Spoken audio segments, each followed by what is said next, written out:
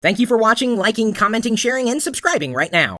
Hi YouTube, I'm a half-unshaven Chris Pirillo, and this is your Geek Out for Monday, May 28th, 2012. Gotta tell you folks, if you notice that this video seems a bit, well, stuttery and laggy, it's not you, it's us. We had some issues with Wirecast today, which is the software we use to record these videos, so we apologize in advance. The content's still good, it's just the video may be a bit Ginsu-ish. I just made up that word. You gotta remember, we are being sponsored by GoToAssist, and if you have to manage computers, whether locally or especially remotely, you may want to take a look at this tool. Head over to gotoassist.com, click the Try It Free button, and use the promo code Pirillo.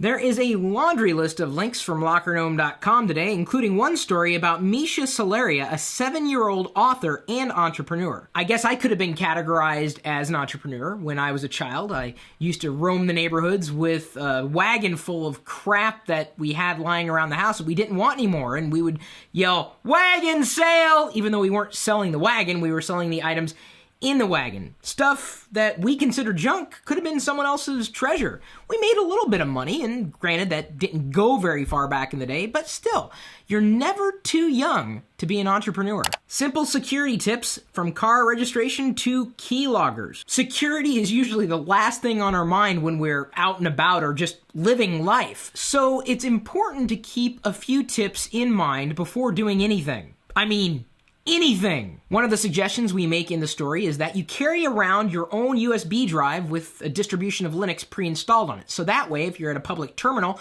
you can boot up the computer to the USB drive, if the computer allows you to do that, and use your own operating system instead of somebody else's. Of course, you could get this type of USB drive if you wanted to. Does having cable and phone service reduce modem speeds? Interesting question posed by one of you, and we decided to answer it in a full-on article. When was the last time you upgraded that cable modem? May want to take a look. Now, while your regular old phone service shouldn't interfere with your regular old cable service, if you're using phone service through your cable provider, yeah, that's taking up a fraction of bandwidth.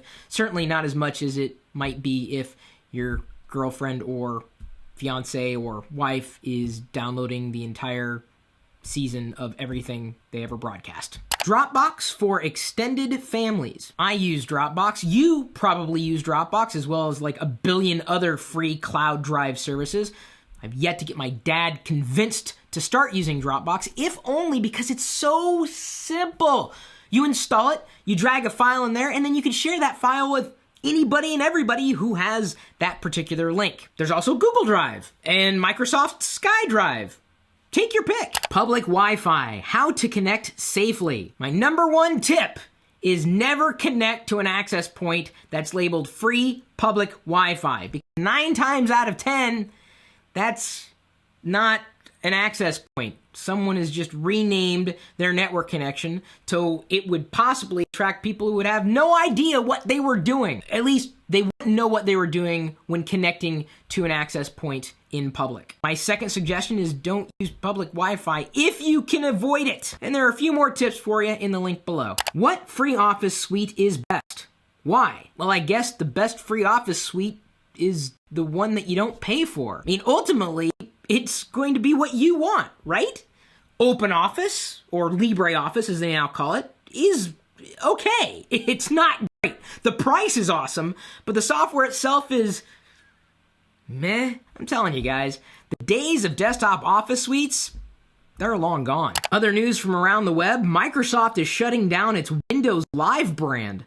My God, this is only like, what, 5 years overdue? I mean, it was just a dumb idea to call a web service that you use a browser for Windows Live. I mean, Live, I get.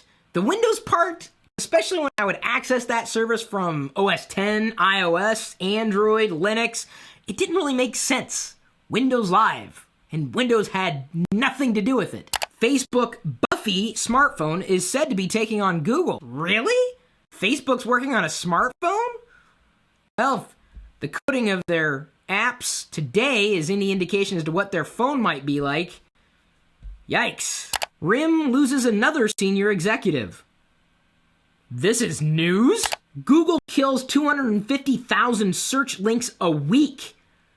So why haven't they culled through the crap that people keep publishing on Blogspot? I swear, every single blog I find on the Blogger service is spam. It's junk. My search results on Google have sucked for over a year now. Oh, they're apparently making changes for the better. Really? I haven't seen it yet. Questions from the community. 1393JMH on YouTube asked about our daily vlog. What do you guys do when you're totally bored of everything? We pick up a camera and record ourselves. Creativetux on YouTube asked, what would Chris and Diana call their baby? Well, we were thinking about Shabazz or Moxie. Casey0KFG on YouTube asked, Chris, do you ever miss Iowa? I can't say that I really do. I miss my family, and a lot of them are in Iowa. Andrew Van Roberts on YouTube asked, you sa no like it the Gungans? Me sa no like it the Gungans. Raid Jr. 47464 on YouTube asked, do you ever not like anything Diana makes for you? Dude, let me tell you a secret. Even if I couldn't stand it, I would never admit that to her, otherwise I would never receive anything from her ever again. No, hon, I always like everything! No. You thought I was gonna forget about the giveaway today, didn't you? Hey, the frame rate's back to normal.